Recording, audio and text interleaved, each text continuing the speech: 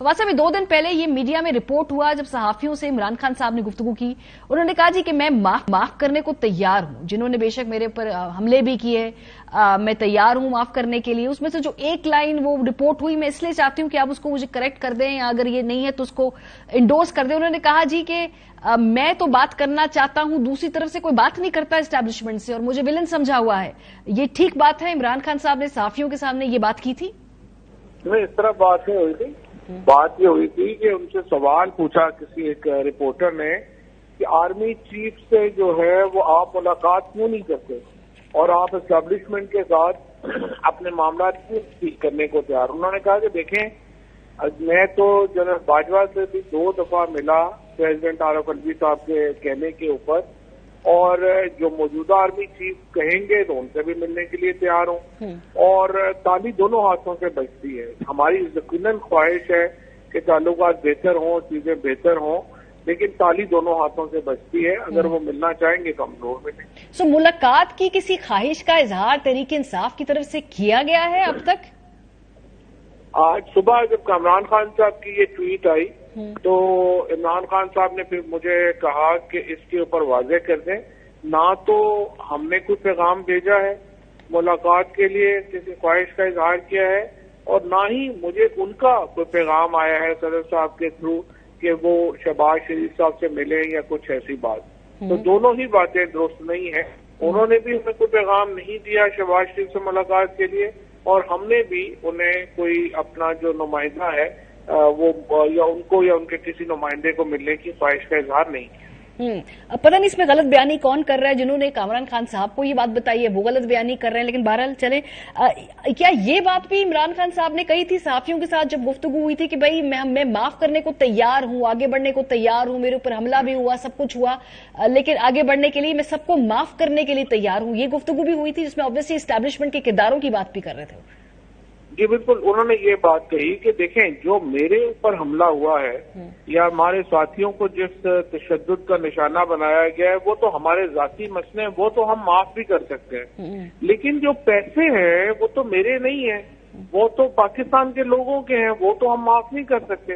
तो जो NRO है वो मैं नहीं दे सकता, जो मेरे ऊपर ज्यादतियां हुई हैं वो मैं माफ कर सकता हूँ। ये बात इमरान खान ने कही। तो आगे बढ़ने का फिर रास्ता क्या है? वो आप ना आपका कोई रास्ता है ना वहां से कोई ख्वाहिश है। जो भी है इस मुल्क में जितनी भी हम तनकीद कर ले जी, एस्टैब्लिशमेंट एक स्टेक होल्डर तो है। अगर पार्ट ऑफ द प्रॉब्लम है तो पार्ट ऑफ द सोल्यूशन भी तमाम स्टेक होल्डर्स मिलकर ही कुछ ना कुछ राह निकालेंगे। तो क्या बिल्कुल डेडलॉक है, पॉइंट ऑफ नो रिटर्न के ऊपर है इस वक्त मामला? नहीं, पॉइंट ऑफ नो रिटर्न तो कोई नहीं है, तो कोई इशू नहीं है। लेकिन मसला ये है कि एस्टैब्लिशमेंट पाकिस्तान में रियलिटी तो है, लेकिन ये वैसा तो उन्होंने करना है ना कि वो पाकिस्तान में मसले हल करना चाहते हैं, या या उन्हें कोई अगर नहीं दिलचस्पी तो हम क्या कर सकते हैं। देखिए, हमारा हमने तो कहा है अगर वो मिलना चाहेंगे तो जरूर मिलेंगे, कोई ऐसा प्रॉब्लम नहीं। सो अगर ख्वाहिश का कहीं इजहार किया जाता है, एक दिन सदर पाकिस्तान आके आपको कहते हैं जी कुछ इस तरह से ख्वाहिश का इजहार है, तो आप रेडी हैं, आप अग्री करते हैं, मिलना चाहते हैं? और जरूर मिलेंगे, कोई ऐसा प्रॉब्लम नहीं है। और देखिए, इशू ये है कि जो इस वक्त एस्टैब्लिशमेंट के पास ये जो हुकूमत है ये तो डमी हुकूमत है। आप देखिए ना, शहबाज शरीफ के पास तो जिस तरह से हामिद मीर साहब ने उस दिन बड़ा अच्छी बात कही कि ये तो सिर्फ गालियां खाने की कौमी जिम्मेदारी अदा कर रहे हैं, इसके अलावा तो शहबाज शरीफ के पास तो कोई इख्तियार नहीं है। तो असल इख्तियार तो सारे एस्टैब्लिशमेंट के पास है। तो जब वो चाहेंगे तो उस वक्त ही जो है वो मसाइल के हल की तरफ आगे बढ़ा जा सकता है। हर एक को पता है कि पंजाब में इस वक्त जो हो रहा है, कौन हुकूमत कर रहा है, पास में वफाकी काबीना की इस वक्त क्या हैसियत है या शहबाज शरीफ की क्या हैसियत है, वो हर एक को पता है। तो ऐसे हम तो लोग अहमद थोड़े हैं। लेकिन फवाद साहब, फिर आप पे एक और तनकीद होती है ना कि आप हर मसले के लिए एस्टैब्लिशमेंट से तो बात कर सकते हैं, लेकिन अपने साथी सियासतदानों के साथ बात है। आप कहते हैं जी कि वो चोर हैं, उन्होंने पैसे लूटे, ये आप लोगों का नैरेटिव है, लेकिन उनसे आप बात नहीं करना चाहते, एस्टैब्लिशमेंट से आप बात करना चाहते हैं? नहीं, ये दुरुस्त नहीं है, ये बिल्कुल भी दुरुस्त नहीं है। हमने कोई 20 बार ये बात कही है। देखिए, हम उनके साथ सवाए नैब के केसेस के और उनकी करप्शन के अलावा हम इलेक्टोरल फ्रेमवर्क पे बात करने के लिए तैयार हैं। हम पाकिस्तान के जो मुआशी मसाइल हैं उनके ऊपर बातचीत करने के लिए तैयार हैं।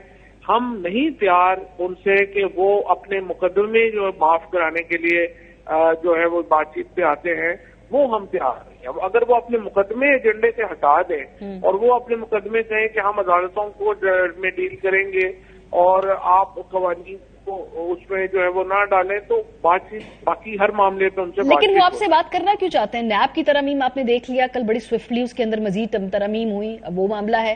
عدالتوں کے اندر جب جو اداروں کے افسران پیش ہوتے ہیں وہ اس کو فالو ہی نہیں کرتے کہ اس کو وہ وہاں سے بھی ان کو ریلیف مل رہا ہے، تو قانونی طور پہ بھی وہ بندوبست کر رہے ہیں. عدالتوں کے اندر بھی وہ جو ادارے ان کے کنٹرول میں وہ کیسز کا ہمیں سارا قصہ تو آپ سے پھر وہ کیا چاہتے ہیں؟ وہ تو اپنے معاملات خود فکس کر رہے ہیں اور کر چکے ہیں کافی حد تک.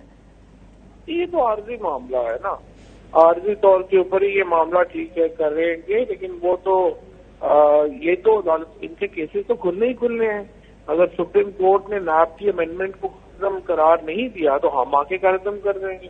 کیسز تو ان کے دوبارہ کھلنے ہی کھلنے ہیں. میرٹ کے اوپر اپنے کیسز ان کے ہونے ہی ہونے ہیں، اس سے تو کوئی بچاؤ ممکن نہیں ہے. اور اسی لیے ہم یہ کمپاؤنڈ دیکھیے، ہماری کوئی ذاتی دشمنی لڑائی نہیں ہے.